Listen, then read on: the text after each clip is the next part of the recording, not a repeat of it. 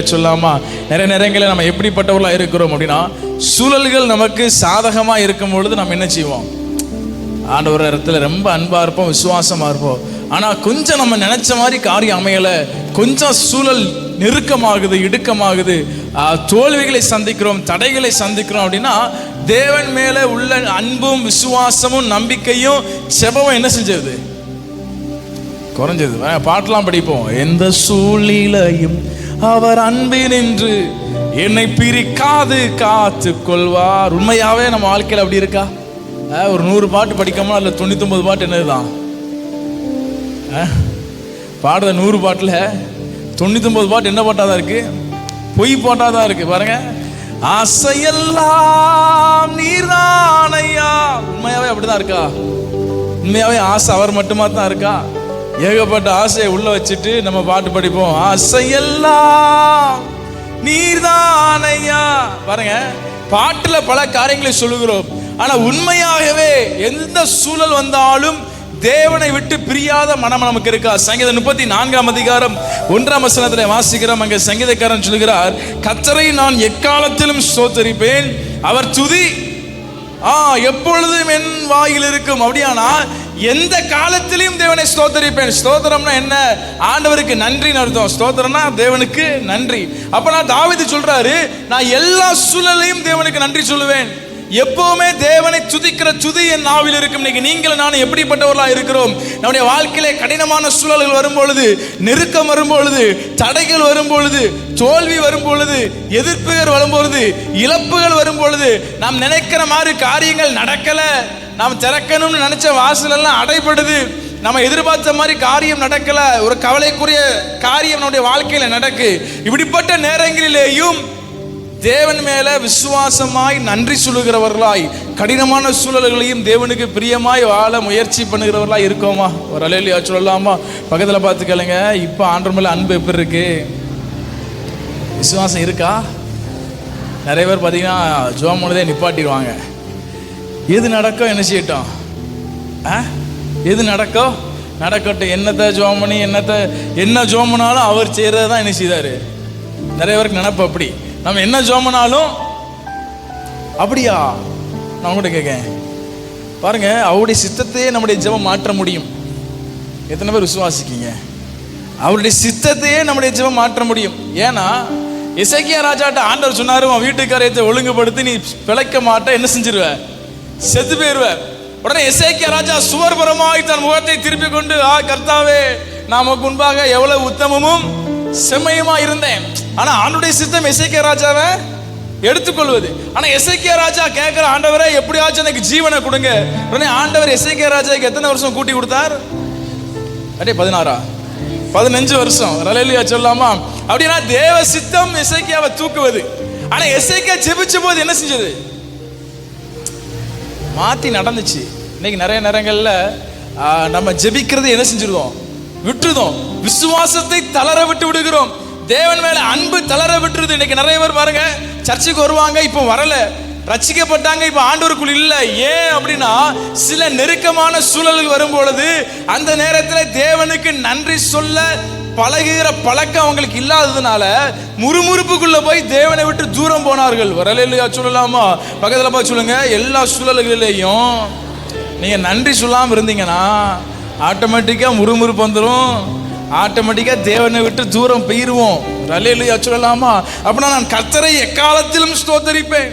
எந்த சூழல் வந்தாலும், சில நேரங்களில் நம்முடைய பார்வையிலே தீமையாய் காணப்பட்டாலும், நம்முடைய பார்வையிலே தோல்வியாய் காணப்பட்டாலும், நம்முடைய பார்வையிலே தடையாய் காணப்பட்டாலும், இந்த என் தேவன் சகல காரியங்களையும் எனக்கு நன்மைக்கு எதுவாய் முடிய பண்ணுவாருங்கிற விசுவாசம், நன்றி உள்ள உணர்வு ஒரு மனிதனுக்கு எப்பொழுதுமே இருக்கணும். அல்லேலூயா சொல்லலாமா? அதாவது ரோமர் 8:28 வாசிக்கிறோம், அன்றுமடி தீர்மானத்தின்படி அழைக்கப்பட்டவர்களாய் தேவனிடத்திலே அன்பு கூறுகிறவர்களுக்கு சகலமும்னா எல்லாமே எல்லாமே சகல காரியங்களும் நன்மைக்கு எதுவாய், எல்லா தோல்விகளையும் நன்மைக்கு எதுவாய், எல்லா பலவீனங்களையும் நன்மைக்கு எதுவாய். அல்லேலூயா சொல்லலாமா? பாருங்க, நம்முடைய வாழ்க்கையில ஏன் கடினமான சூழல் வருது தெரியுமா? முதல்ல கடினமான சூழல் வருவதற்கான முதல் காரணம் என்ன தெரியுமா? நம்ம செய்யற தவறு தான் நம்முடைய வாழ்க்கையில நிறைய நேரங்களில் பிரச்சனைகள் என்ன செய்யுது, இழுத்து. வசனத்தில் வாசிக்கிறோம், அவன் தன் தன் சுய இச்சையினாலே இழுப்புண்டு சோதிக்கப்படுகிறான். இன்னைக்கு நம்முடைய வாழ்க்கையில பிரச்சனை வருவதற்கான முதல் முக்கிய காரணமே நம்ம என்ன செய்யறோம்னா பிரச்சனை என்ன செய்யறோம், இழுத்து வச்சுக்கிறோம். யாத்திராகமம் 2ஆம் அதிகாரத்தில் பார்த்தீங்கன்னா அங்க மோசே பார்வோனுடைய அரண்மனையில் வளர்றாரு. எந்த ஒரு இஸ்ரேல் ஜனத்துக்கு இல்லாத ஒரு பெரும் பாக்கியம். பார்வோன் சாப்பிடுற சாப்பாடை சாப்பிட்டு பார்வோனுடைய பிள்ளைங்களுக்கு சொல்லிக் கொடுக்கிற கலைகளை எல்லாம் என்ன செய்யறாங்க, மோசேக்கு சொல்லிக் கொடுக்காங்க. ஞானத்திலும் அதான் வசனத்தில் வாசிக்கிறோம், வாக்கிலும் செய்கையிலும். அவனை பேசியும் ஜெயிக்க முடியாது, அவனை சண்டை போட்டு செய்ய முடியாது, ஜெயிக்க முடியாது. அப்ப எல்லா வித்தையும் கத்திருக்கான். இப்போ அவனுக்கு 40 வயசு ஆகுது. அரண்மனை விட்டு வெளியே வந்து பார்க்கான். இவனுடைய சொந்தக்காரங்களாம் என்னவா இருக்காங்க, அடிமையா இருக்காங்க. இப்போ இவனுக்கு ரத்தம் கொதிக்கி, எல்லாம் ரத்தம் கொதிக்கி. அப்போ 40 வயசுனா இளமை, இப்போ 40 வயசுலாம் கொஞ்சம் வயசான மாதிரி தான் வச்சுக்கிடுவோம். நமக்கு எப்பவுமே இளமை தான். வெளியே வந்து பார்க்கான். நம்ம அவனுடைய சொந்தக்காரங்களாம் அடிபடுறதை பார்த்துட்டு அவனுக்கு கோவம் வந்துருச்சு.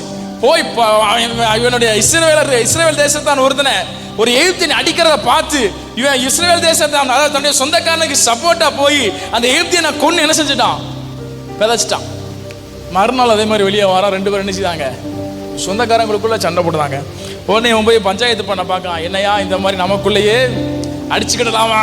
உடனே அதில் ஒருத்தன் சொல்லுதா, ஓ நேற்று அந்த எகிப்தியனை வெட்டி கொன்ன மாதிரி பார்க்கான். போச்சுடா, இது மட்டும் பார்வோன் காத்துக்கு போச்சு, நம்மளை கொன்றுவாங்க. உடனே மோசே என்ன செய்ய வேண்டி இருந்ததுன்னா, எகிப்தில் இருந்து ஓடி தப்பிச்சோம் பிழைச்சோம்னு ஓடி வனாந்தரத்தில் எத்திரோவுடைய வீட்டில் போய் 40 வருஷம் இருக்க வேண்டி இருந்துச்சு. மாமனார் வீட்டில் போய் மாமனாருடைய ஆடு மாடுகளை மேய்ச்சிக்கிட்டு மாமனாரே தஞ்சம்னு எத்தனை வருஷம் இருக்க வேண்டியிருந்துச்சு, 40 வருஷம்.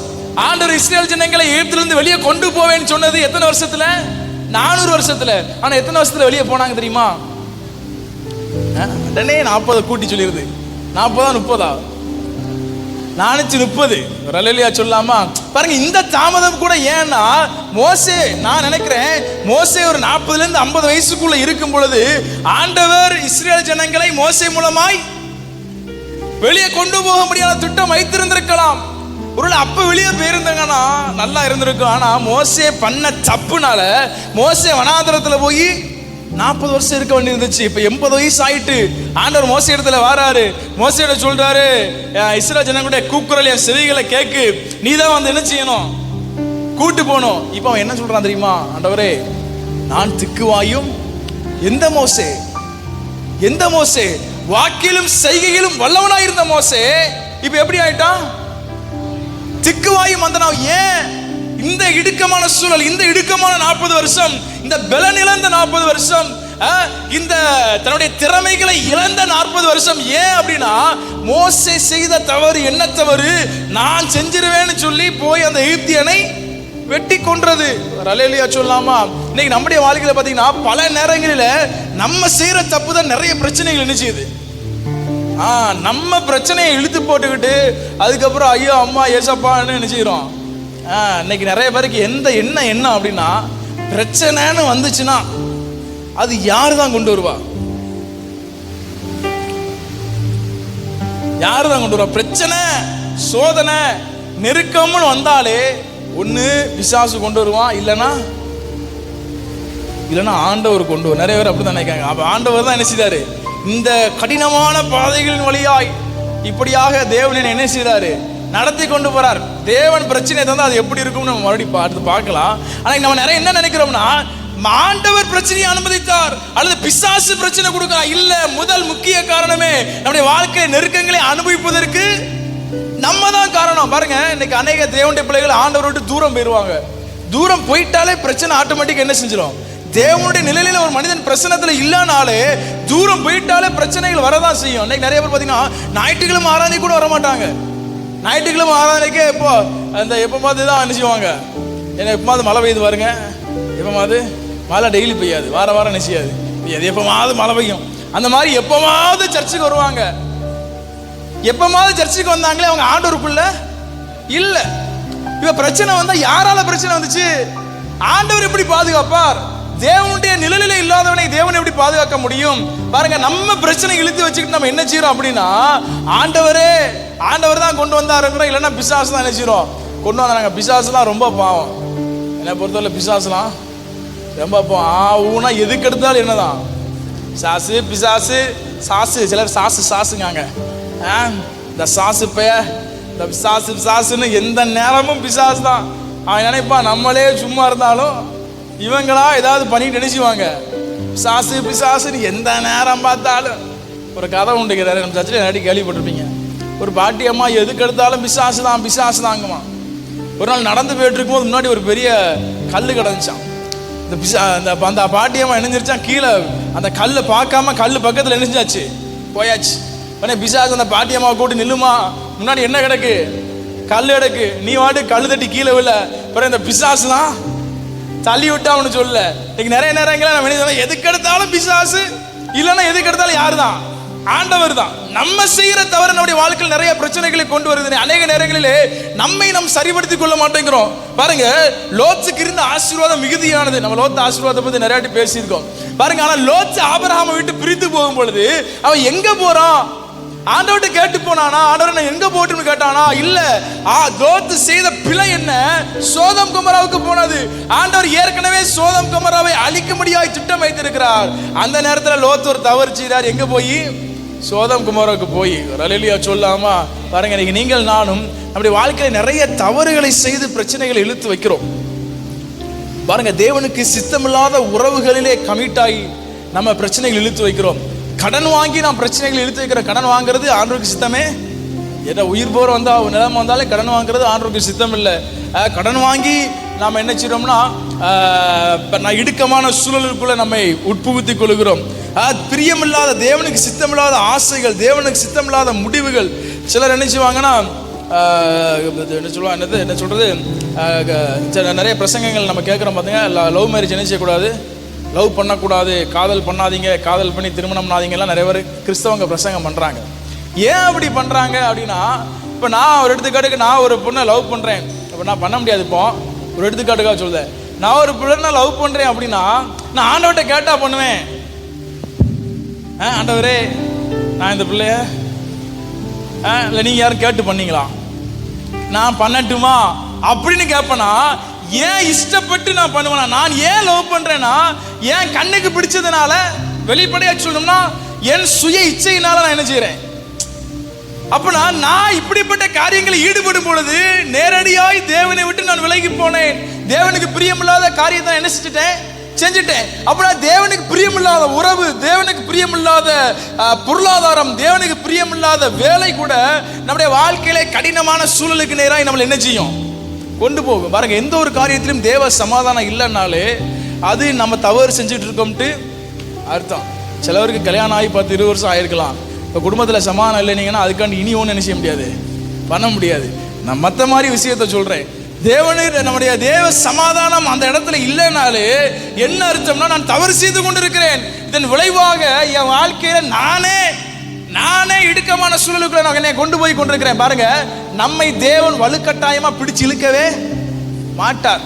அப்படி இழுப்பாருன்னா ஆதாமேவால கனியை சாப்பிடாம நினைஞ்சிருக்கலாம், கையை பிடிச்சி இழுத்துருக்கலாம். தாவீது பச்சை பால் கூட பாவம் பண்ணாம கையை பிடிச்சி இழுத்துருக்கலாம். சிம்சோன் வேசியில் இடத்துல போகாம கையை பிடிச்சி இழுத்துருக்கலாம். அப்படின்னா தேவன் நம்முடைய சுய சித்தங்களிலே அவர் தலையிடுவது கிடையாது. ஆனால் நம்ம என்ன செய்யறோம்னா, தேவனுக்கு விரும்பாத தவறுகள் பல காரியங்களை செய்து நமக்கு நாமே கடினமான சூழல்களை என்ன செய்யறோம், ஏற்படுத்திக் கொள்ளும். பக்கத்தில் பார்த்து கேளுங்க, அந்த மாதிரி ஏதாச்சும் இழுத்து வச்சிருக்கீங்களா? நீங்க செஞ்ச தப்புனால ஏதாவது பிரச்சனையா இழுத்து வச்சிருக்கீங்களா? பாருங்க, நம்ம பிரச்சனை இழுத்து வச்சாலும் தேவன் நம்மை அதிலிருந்து விடுவிக்க வல்லவர் தான். ஆனாலும் இழுத்து வச்ச பிரச்சனையே சில காலங்கள் நம்ம அதுல கடந்து போக வேண்டிய சூழல் என்ன செய்யுது, ஏற்படுது. பாருங்க, முதல்ல நம்முடைய வாழ்க்கையில பிரச்சனைகள் ஏன் வருது அப்படின்னா நம்ம செய்யற தவறுனால. இரண்டாவது, சில நேரங்களில் ஏன் ஒரு கடினமான சூழல் வருது அப்படின்னா, இரண்டாவது சில நேரங்களில் தேவன் நம்முடைய வாழ்க்கையிலே சில சூழல்களை அனுமதிக்கிறார். பாருங்க, அவர் அனுமதிக்கிற கடினமான சூழல் நமக்கு தான் பார்க்க கடினமா இருக்குமே ஒழிய அது கடினமான சூழல் அல்ல. பாருங்க, தேவன் ஒரு காரியத்தை அனுமதிக்கிறார் அப்படின்னா அதுல இருந்து ஏதோ ஒரு பெரிய நன்மையை நமக்கு தர போறாருன்ட்டு அர்த்தம். ஒரு எடுத்துக்காட்டுக்கு, உங்களோடு கூட இருக்கிற ஒருவர் உங்களுக்கு துரோகம் பண்ணி உங்களை விட்டு வெளியே போறாங்க. ஆண்டவர் தான் இந்த காரியத்தை அனுமதிக்கிறார் அப்படின்னா என்ன அர்த்தம்னா, அவன் உங்க கூட இருந்தான்னா உங்களால வளர முடியாது. அவன் உங்க கூட இருந்தான்னா உங்களால அடுத்த கட்டத்துக்கு போக முடியாது. அவன் உங்க கூட இருந்தா தேவனால் உங்களை ஆசீர்வதிக்க முடியாது. அதனால தேவ அனுமதியோடு கூட அந்த பிரிவினை என்ன செய்யப்பட்டிருக்கலாம், ஏற்பட்டிருக்கலாம். ஒரு அல்லேலூயா சொல்லலாமா? நல்ல சத்தமா ஒரு அல்லேலூயா சொல்லலாமா?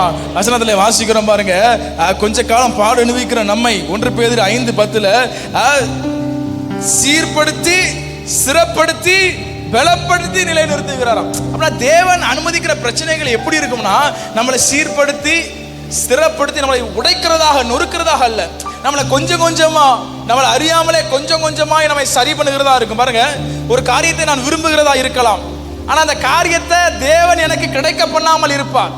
இப்போ அது எனக்கு கடினமான சூழல் மாதிரி இருக்கும், ஆனா அதை ஏன் அவர் கிடைக்க பண்ணல அப்படின்னா அது நமக்கு தேவையில்லை. அதை விட ஒரு பெரிய நன்மையை தேவன் என் வாழ்க்கையில் வைத்திருக்கிறார். ஒரு அல்லேலூயா சொல்லலாமா? பக்கத்தில் கையை பிடிச்சு சொல்லுங்க. தேவன் அனுமதிக்கிற பரீட்சை, தேவன் அனுமதிக்கிற சூழல்கள் உங்க வாழ்க்கையில பெரிய நன்மையை கொண்டு வரும். ஒரு அல்லேலூயா சொல்லலாமா? டெல்வின் இருக்கான், இப்போ டெல்வினுக்கு முடி நிறைய வளர்ந்துருச்சு. வளரல சொல்லுவேன், டெல்வினுக்கு முடி நிறைய வளர்ந்துருச்சு.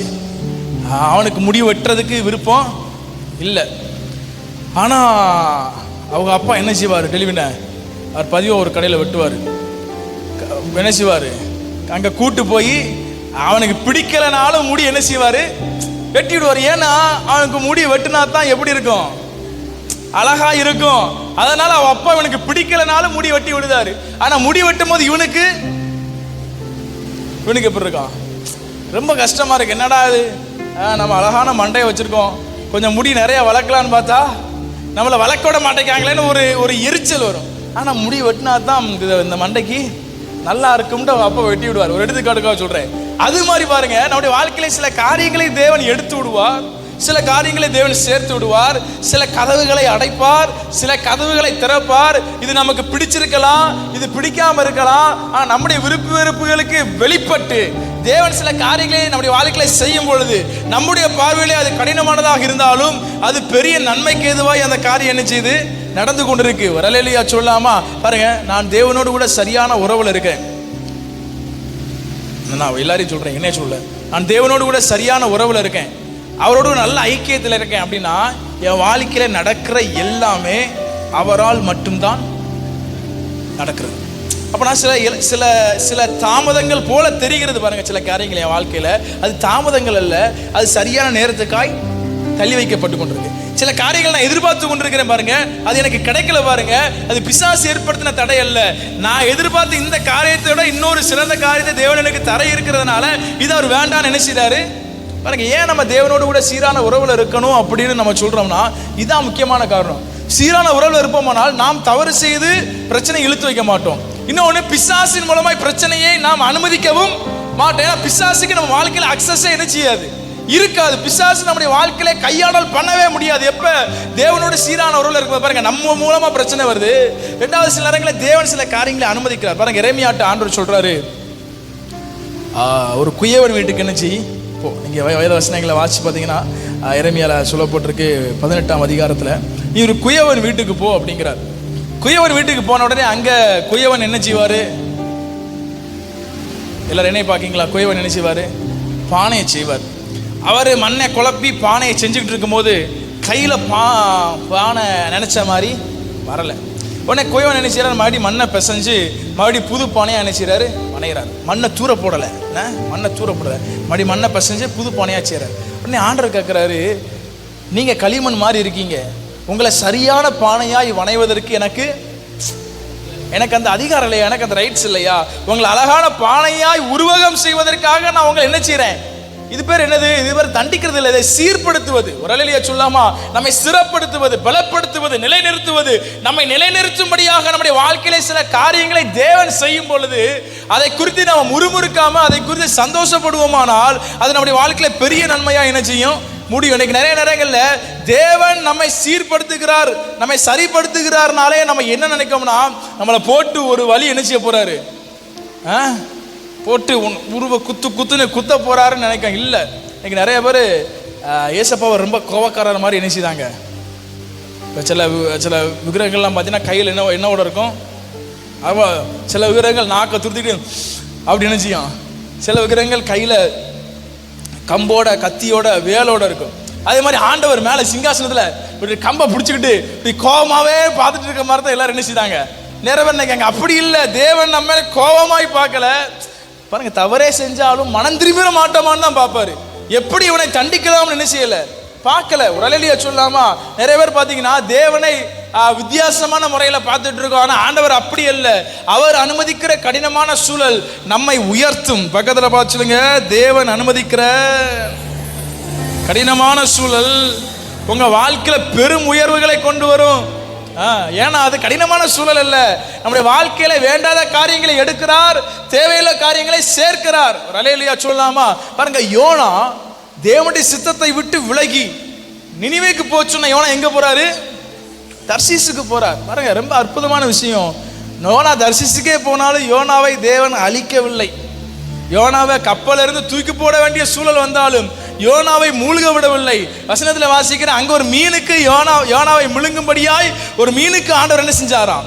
நீங்க வசனத்தில் வாசி பார்த்தீங்கன்னா தெரியும். யோனா 1ஆம் அதிகாரத்தில் வாசி பார்த்தீங்கன்னா அங்க சொல்லப்பட்டிருக்கு. ஒரு அல்லேலூயா சொல்லாமா? அப்ப நான் யோனாவை மீன் என்ன செய்யுதுன்னா பத்திரமா கொண்டு வந்து நினிவேல என்ன செய்யுது, இறக்கி விடுது. இன்னைக்கு நிறைய பேருடைய வாழ்க்கை மீன் வயிற்றுல இருக்க மாதிரி இருக்கலாம். ஆனா மீன் வயிற்றுல யோனா இருக்கும்போது என்ன செஞ்சார்? ஜெபம் பண்ணி தாழ்த்தி மனம் திரும்பினார். ஆனால் இன்னைக்கு நம்ம ஜெபம் பண்ணி தாழ்த்தி அவர் பக்கமாக திரும்பலைன்னா நம்ம மீன் நினிவேயை நோக்கி போகாது. நம்ம மீன் எங்கே போகுது? கடலுக்குள்ளே போய்கிட்டே இருக்கு. ஆண்டவர் பார்த்துட்டே இருக்கார், எப்படா இவன் திரும்புவான், எப்படா இவன் என் இடத்துல வருவான், வந்தா எங்கே கக்கிடலாம், சேர வேண்டிய இடத்துல கக்கிடலாம். பக்கத்தில் பார்த்து சொல்லுங்க, உங்களை சேர வேண்டிய இடத்துல மீன் கக்கணுமா? ஒரு அல்லேலூயா சொல்லாம ஒரு இடத்துல ஒப்பு கொடுக்க வேண்டும் நம்மை. ஒரு அல்லேலூயா சொல்லுங்க பார்க்கலாம். அதில் 2 கரங்களுக்கு சத்தமாக ஒரு அல்லேலூயா சொல்லுங்க பார்க்கலாம். அவனா பாருங்க, நம்ம தவறு செய்து பிரச்சனையை இழுத்து வச்சுக்கிறோம். 2வது, தேவன் சில காரியங்கள் நம்முடைய வாழ்க்கையில் அனுமதிக்கிறார். அது நமக்கு பிரச்சனை மாதிரி தெரியுது. 3வது பாருங்க, சில நேரங்களில் பிசாசு நம்முடைய வாழ்க்கையில கடினமான சூழல்களை ஏற்படுத்த முயற்சி பண்ணுவான். பிசாசு நம்முடைய வாழ்க்கையிலே சேதத்தை ஏற்படுத்த முடியுமா? உங்கள்கிட்ட கேட்க, பிசாசு என் வாழ்க்கையில உங்க வாழ்க்கையில சேதத்தை ஏற்படுத்த முடியுமா?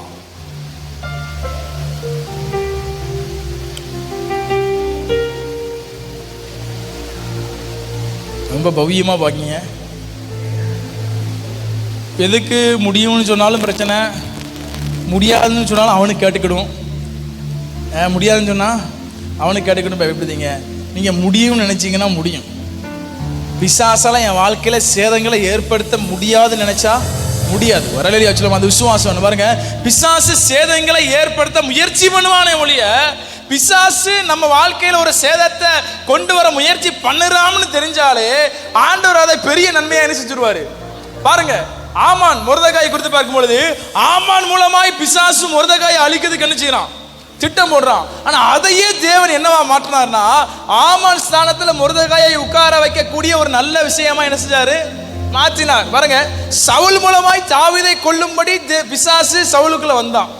ஆனா ஆண்டவர் என்ன செஞ்சாரு, அதையே ஒரு பாசிட்டிவா மாத்தி சவுலை அழித்து தாவீதை ராஜாவாக்கினார். அப்படியானா பிசாசு நம்முடைய வாழ்க்கையில கடினமான சூழல்களை ஏற்படுத்த முயற்சி பண்ணாலே அங்க யார் வந்துருவா, யார் வந்துருவா அப்படின்னா ஆண்டவர் வந்துருவாரு. அல்லேலூயா சொல்லலாமா? பாருங்க, பிசாசுக்கு இயேசு இந்த பூமியில வாழும் பொழுது பிசாசுக்கு என்ன ஆத்திரம் தெரியுமா? பிசாசு என்ன செய்ய ஆத்திரப்பட்டு இருந்தான் தெரியுமா? சொல்லுங்க சொல்லுங்க சொல்லுங்க, சீக்கிரம் முடிப்போம். இயேசு இந்த பூமியில வாழும் பொழுது பிசாசு ஒரு காரியத்தை செய்யணும்னு ஆத்திரப்பட்டான். என்ன காரியம்? இயேசு பூமியில மனிதனா இருக்கும் பொழுது யார சொல்லுதீங்க?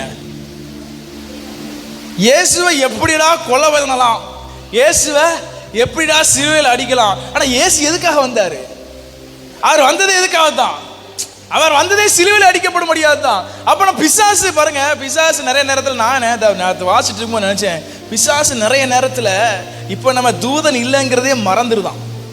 மறந்து என்ன செய்தாம்னா, அவர் என்ன செய்யணும்னு நினைக்காரு அதை என்ன செஞ்சிருந்தான். ஏன்னா இயேசு சிலுவையில் அடிக்கப்படியாய் வந்தார், அடிக்கப்படும்படியாய் வந்தார். பிசாசு என்ன செஞ்சாம்னா, அவர் அடிக்கும்படியான சூழலை ஏற்படுத்தினான். பாருங்க, பிசாசு கொண்டு வர பிரச்சனை இப்படிதான் இருக்கும். நமக்கு சேதத்தை ஏற்படுத்துகிறோம் என்று நினைத்து அவன் ஒரு காரியம் செய்வான் பாருங்க, அதை தேவன் நம்முடைய வாழ்க்கையில மகிமையான உயர்வாய் மாற்றுவார். வரலையா சொல்லலாமா? அப்ப இயேசுவை சிலுவையில அடிச்சிட்டா போதும்னு நினைச்சான் பிசாசு. ஆனா இயேசு வந்ததே சிலுவையில அடிக்கப்படும்படியாகத்தான். பக்கத்துல பார்த்து சொல்லுங்க, பிசாசால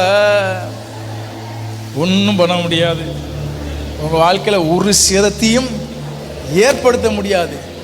ஏற்படுத்த முயற்சி பண்ணலாம், ஆனா பண்ண முடியாது. ஒரு அலையிலையா சொல்லாமா? ஒரு நாள் நான் கார்ல போயிட்டு இருக்கும் பொழுது, நைட்டு போல கார்ல போயிட்டு இருந்தேன், 1 மணி இருக்குன்னு நினைக்கிறேன். நான் ஹைவேஸ்ல போயிட்டு இருக்கு, காரு வேகமா போயிட்டு இருக்கு. திடீர்னு எல்லாரும் பார்க்காங்க, நமக்கு தெரியாம ஏதோ ஒரு சம்பவம் நடந்திருக்கு அப்படின்னு. ஒரு சம்பவம் இல்லை. திடீர்னு பார்த்தீங்கன்னா அந்த ரோட்ல ஒரு கருப்பு நாய் நடு ரோட்ல நிக்கி. உடனே எனக்கு இந்த ஒரு நாய் மேலே விட போறோம்னா நமக்கு அப்படி சின்ன அப்படி ரத்தம் என்ன செய்யும், மேலே வரைக்கும் ஏற லைட்டாக ஒரு புல் அரிக்கும் பாருங்க. ஏன்னா பிரேக்ல காலை வைக்க நேரம் இல்லைங்கிற மாதிரி நாய் பக்கத்தில் வந்த மாதிரி இருந்துச்சு, சுன்னு ஏறிச்சு. ஆனால் அடுத்து பார்த்தா நாயே இல்லை. இப்போ நான் நினச்சேன், இந்த பிசாசு ஏதாவது நமக்கு பண்ணலாம்ட்டு நினைக்கான். ஆனால் நம்மளை அவனால் ஒன்றும் பண்ண முடியாது. அவன் உங்களை மாதிரி நினச்சிட்டான், என்னைய உங்களை மாதிரி பிசாசுக்கு பயந்த ஆள்னு நினைச்சிட்டான் பாருங்க. அந்த உண்மையாவே நாய் நிக்கிற மாதிரி இருக்கு. அந்த நாய் மேல மோத போறமே, ஏற்கனவே ஒரு நாய் உள்ள வந்து விழுந்துச்சு. அதனால மாதிரி நாய் மேல மோத போறமே, வண்டிக்கு சேதம் ஆயிருமோன்ட்டு குப்புன்னு அப்படி ஏறிச்சு. ஆனா அந்த இடத்துல நாயே இல்லை, மறைஞ்சிருச்சு. ஒரு அலையிலையா சொல்லாமா? அப்படின்னா பிசாசு சேதங்களை ஏற்படுத்தணும்ட்டு அவன் ஆசைப்படுதான். அவன் ஆசையெல்லாம் நம்மகிட்ட என்ன செய்யாது, பலிக்காது.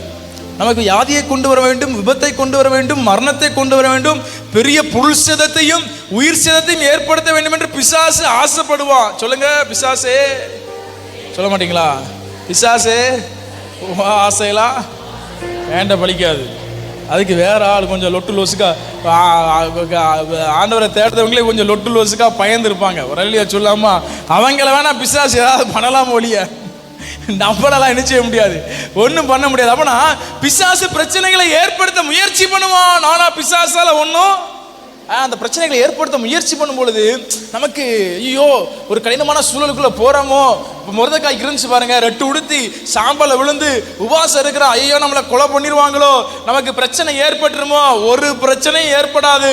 பிசாசு நமக்கு நெருக்கடியை கொண்டு வர முயற்சி பண்ணுவான். ஆனால் அந்த நெருக்கடி தான் நம்முடைய வாழ்க்கையில பெரிய உயர்வை கொண்டு வருகிற படிக்கற்களா இருக்கும். நல்ல சத்தமா கரங்களை உயர்த்தி ஒரு அல்லேலூயா சொல்லலாமா? பக்கத்துல பார்த்து சொல்லுங்க, கடினமான சூழல் ஒருவேளை நம்மளால வந்திருந்தாலும் அது நன்மையாக தான் என்ன செய்யும், முடியும். நம்ம பிள்ளை போய் சாக்கடைக்குள்ள விழுந்துருச்சுன்னு சொல்லி ஏன் விழுந்தன்னு நெலுக்குன்னு மிதிச்சு அங்கனக்குள்ளே போட்டு வந்துடுவீங்களா? கோவப்படுவீங்க. நீங்க கண்டு மிதிச்சு போட்டு வந்தாலும் வருவீங்க போல. பார்த்து அப்படி தெரியுது. என்ன செய்யுங்க, ஐயோ இப்போ சாண்ட்ரா இருக்கா, சாண்ட்ரா போய் என்ன சொல்றது, ஒரு சாக்கடைக்குள்ள விழுந்துட்டான்னு வச்சுக்கிடுவோம்.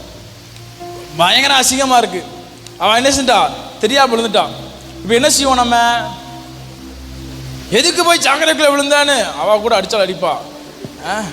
எதுக்கு போய் சாக்கடைக்குள்ள விழுந்தானு மிதிச்சு இங்கனே கடன்னு போட்டு வருவோமா? சச்சோ பிள்ளை சாக்கடைக்குள்ள விழுந்துருச்சேன்னு சொல்லி கூட்டு வந்து குளிப்பாட்டி சுத்தம் பண்ணுவோமா? பிள்ளை சாக்கடைக்குள்ள விழுந்துருச்சுன்னு என்ன செய்வோம், தூக்கிட்டு வருவோம். ஏன்னா அது பிள்ளை, நமக்கு பிள்ளை. அதனால நம்ம என்ன செய்வோம்னா அதை தூக்கிட்டு வந்து அதை குளிப்பாட்டுவோம். அது மாதிரி தான் பாருங்க, ஆண்டவர் நீ தப்பு பண்ணிட்டு உன்னைய என்ன செய்ய போறேன், உண்டு இல்லைன்னு பண்ணி உன்னைய கையை காலை உடைச்சு. அதான் நான் நினைச்சேன், தப்பு பண்ணும் போதெல்லாம் அவர் கையவும் காலையும் உடைச்சா நமக்கு இருக்கிறது 2 கை. உங்களுக்கு நிறைய கை இருக்கா? எனக்கெல்லாம் எத்தனை கை தான் இருக்கு? 2 கை 2 கால் தான் இருக்கு. தப்பு பண்ணும் போதெல்லாம் ஒவ்வொரு எலும்பை தட்டி விட்டாருன்னா என்னத்துக்காக?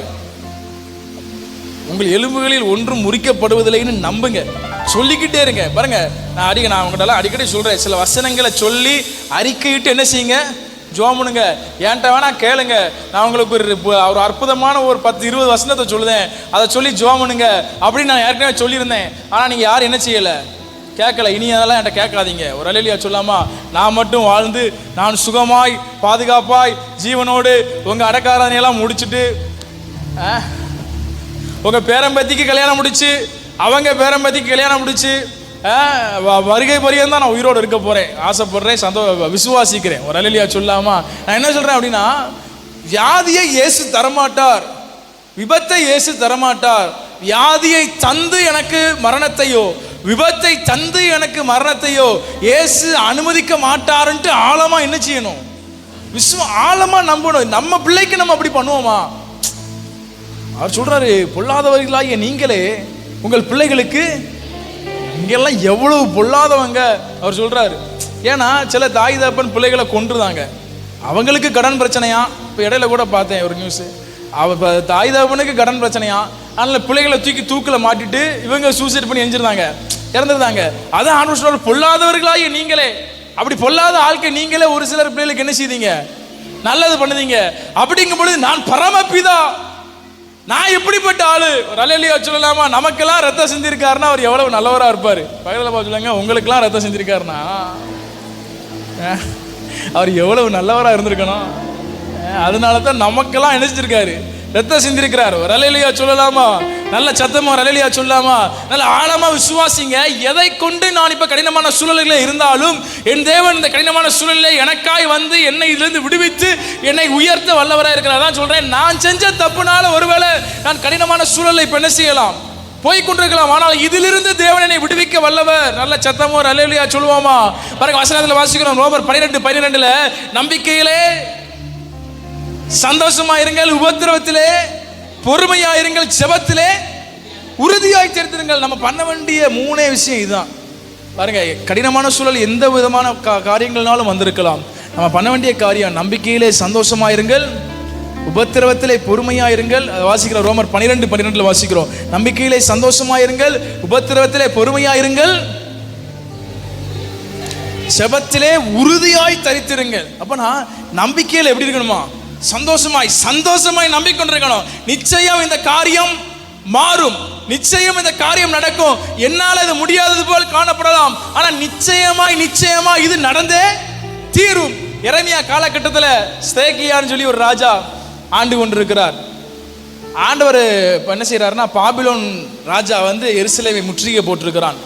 எரேமியா தீர்க்கதரிசிட்ட ஆண்டவர் சொல்றாரு, இந்த பாபிலோன் ராஜா எருசலேமை என்ன செஞ்சிருவான்? அழிச்சிருவான்.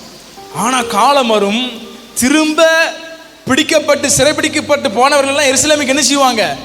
திரும்ப வருவாங்க. ஆனா யாருக்குமே அந்த நம்பிக்கை இல்லை. ஏன்னா பாபிலோன் ராஜா அழிச்சாமனா அடுத்து நம்ம என்ன செய்ய முடியாது? நம்ம தேசத்துக்கே வர முடியாது. உடனே ஆண்டவர் எரேமியாட்ட சொல்றாரு, நம்பிக்கை ஊட்டும்படியாய் எரேமியாட்ட சொல்றாரு. எரேமியாவே சிறைச்சாலையில் இருக்கிறார். இப்போ உங்க பெரியப்பா மகன் என்ன செய்வான்? யார்கிட்ட சொல்றாரு? எரேமியாட்ட சொல்றாரு, உங்க பெரியப்பா மகன் இப்போ வருவான், வந்து என் இடத்த நீ வாங்கிக்கோன்னு சொல்லுவான். நீ அந்த இடத்த என்ன செஞ்சுக்கோ? வாங்கிக்கோ. எப்படி வாங்கிக்கோ? எப்படிப்பட்ட சூழல்ல? நான் இன்னைக்கா நாளைக்கான் இருக்கு தேசம் அழிய போறது, இன்னைக்கா நாளைக்கா, என்னைக்கு தேசம் அழிய போகுதுன்னு தெரியல. அப்படிப்பட்ட ஒரு இடுக்கமான சூழல்ல இருக்கு. ஒரு எடுத்துக்காட்டுக்கு நீங்க புரிய முடியா சொல்றேன் பாருங்க. கோயில்பட்டியில நாளைக்கு ஒரு பெரிய அணுகுண்டு போட போறாங்க, கோயில்பட்டியே ஒண்ணுமில்லாமல் ஆக போகுது அப்படின்னு இன்னைக்கு ஒரு நியூஸ் வருது. அதனால அங்கே இருக்கவங்கெல்லாம் இடத்த விற்காங்களாம். இடம் வீடுலாம் ரொம்ப சீப் ரேட்டு கிடைக்கும், அதனால நம்ம போய் 2 வீடை வாங்கிடுவோம்னு யாராச்சும் வாங்குவீங்களா? வாங்கினா நாளைக்கு அது என்ன செய்ய போகுது? அழிய போகுது. ஆனால் எரேமியாட்ட என்ன சொல்றாரு? தேசம் அழிய போகுது, ஆனால் நீ என்ன செய்? இடம் வாங்கி போடு. ஏன்னா சந்ததிகள் திரும்ப என்ன செய்யும்? வரும். எரேமியா என்ன செய்யறாரு? நான் சிறைச்சாலையில் இருக்கும் பொழுது ஒரு பத்திரப்பதிவு பண்றாரு. வெள்ளியை சேக்கல் கணக்கில் கொடுத்து அங்க ஒரு இடத்தை என்ன செய்யறாரு? பெரியப்பா மகன்கிட்ட இருந்து இடத்த வாங்குதாரு. இதெல்லாம் வாசிருக்கீங்களா? எரேமியாவுக்கு பெரியப்பாவா? எங்களுக்கு தான் பெரியப்பா ஒன்றுன்னு பார்த்தா எரேமியாக்கெல்லாம் பெரியப்பா ஒன்றான்னு பார்க்கமா இருக்கு நிறைய பேர். அப்போ நான் பெரியப்பா மகன்கிட்ட எரேமியா இடத்த வாங்கி போடுதாரு. தேசம் அழிய போகுதுன்னு தெரிஞ்சாலும் தேவன் நிச்சயமாய் சந்ததிகளை திரும்ப கொண்டு வருவாருங்கிற நம்பிக்கையோடு ஒரு அல்லேலூயா சொல்லலாமா? பாருங்க, அதான் நம்பிக்கை. நடக்காதுங்கிற மாதிரி சூழல் இருந்தாலும் நடக்கும் நம்புவது. பாருங்க, வசனத்துல வாசிக்கிறோம். ஆபிரகாமை குறித்து நான் அதை சொல்லி முடிக்கிறேன். ஆபிரகாமை குறித்து பார்க்கிறோம் பாருங்க. ரோமர் 4:18-19 உன் சந்ததி இவ்வளவா இருக்கும் என்று சொல்லப்பட்டபடி தான் அநேக ஜாதிகளுக்கு தகப்பனாவதை நம்புவதற்கு ஏதுவில்லாதிருந்தும். அப்புறம் நம்புறதுக்கே வாய்ப்பு இல்லை. ஆண்டவர் ஆபிரகாம் சொல்றாரு, நீ அநேக ஜாதிகளுக்கு என்னவா இருப்ப, தகப்பனா இருப்பாய். அதை நம்புவதற்கு துளி அளவும் ஏதுவில்லாதிருந்தும் அதை நம்பிக்கையோட விசுவாசித்தான். அவன் விசுவாசத்திலே பலவீனமாய் இருக்கவில்லை. அவன் ஏறக்குறைய 100 வயது உள்ளவனாய் இருந்தும் தன் சரீரம் செத்து போனதையும் சாராளுடைய கற்பம் செத்து போனதையும் அதை நினைக்கவே இல்லை. நம்ம சரீரம் செத்து போச்சு, சாராளுடைய கற்பம் செத்து போச்சுங்கிறத அவன் நெகட்டிவிட்டியை பத்தி யோசிக்கவே இல்லை. எதிர்மாறான காரியங்களை சிந்திக்கவே இல்லை. நிச்சயம் நடக்கும், ஆண்டவர் எனக்கு நிச்சயம் செய்வார். வரலையா சொல்லாமா? பக்கத்தில் பார்த்து சொல்லுங்க. கடினமான சூழல்கள் மத்தியில் நம்பிக்கையை தளர விட்டுறாதுங்க. உபத்திரவங்கள் மத்தியில் பொறுமையா இருங்க. முறுமுறுக்காம நன்றி சொல்லி கொண்டிருங்க. ஜெபத்தில் உறுதியாய் தரித்திருங்க. வசனத்தில் வாசிக்கிறோம், எலியா என்பவன் நம்மை போல பாடுள்ள மனுஷனாய் இருந்தும் ஜெபம் மழை பெய்யாதபடி அப்படின்னா உறுதியாய் சொன்னோன்னா மழை என்ன செய்யக்கூடாது, என்னுடைய வாக்கின்படியே அன்றி மழை என்ன செய்யக்கூடாது, பெய்யக்கூடாது. அடுத்து மழை வரணும்னு சொல்லி ஊக்கமாய் ஜெபித்தான். அப்படியானா நம்பிக்கையிலே சந்தோஷமாகவும் உபத்திரவத்திலே பொறுமையாகவும் ஜெபத்திலே உறுதியாகவும் நாம் இருக்கும் பொழுது நம்முடைய எல்லா சூழல்களும் நமக்கு சாதகமாய் மாறும். வரலையா சொல்லாமா? பக்கத்தில் பார்த்து சொல்லுங்க, பக்கத்தில் கையப்பட்டு சொல்லுங்க, நீங்க தான் சுகமா இருப்பீங்க. உங்க எல்லா இடுக்கமான சூழல்களும் நன்மையாக முடிய போகுது. எல்லாம் அப்படி இருக்கிற இடங்கள்ல நாம் எளிமை நின்று ஜெபம் பண்ண போறோம். தேவன் நம்முடைய வாழ்க்கையில பெரும் காரியங்களை செய்ய முடியாது. ஒருவேளை நம்ம செஞ்ச தப்புனால இடுக்கமான சூழலுக்குள்ளே நாம் போயிருக்கலாம். சில நேரங்களில் தேவனுடைய வாழ்க்கையில சில காரியங்களை அனுமதித்திருக்கலாம், அல்லது பிசாசு நம்முடைய வாழ்க்கையில செயல்படும்படி நாம் இடம் கொடுத்திருக்கலாம். ஆனால் எல்லாவற்றிலும் இருந்து நம்மை தப்புவித்து நாம் சந்திக்கிற இந்த சூழல்களிலே நம்மோடு கூட இருந்து நம்மை உயர்த்த ஆண்டவர் அல்லவராக இருக்கிறார். எல்லா கரங்களை வைத்து சொல்லுங்க, ஆண்டவரே நான் என்னை ஒப்பு கொடுக்குறேன். சொல்லுங்க, ஆண்டவரே என்னை ஒப்பு கொடுக்குறேன்ப்பா, என்னை நான் தாழ்த்துறேன். ஆண்டவரே நீர் என்னில் மகிமைப்படுங்கப்பா.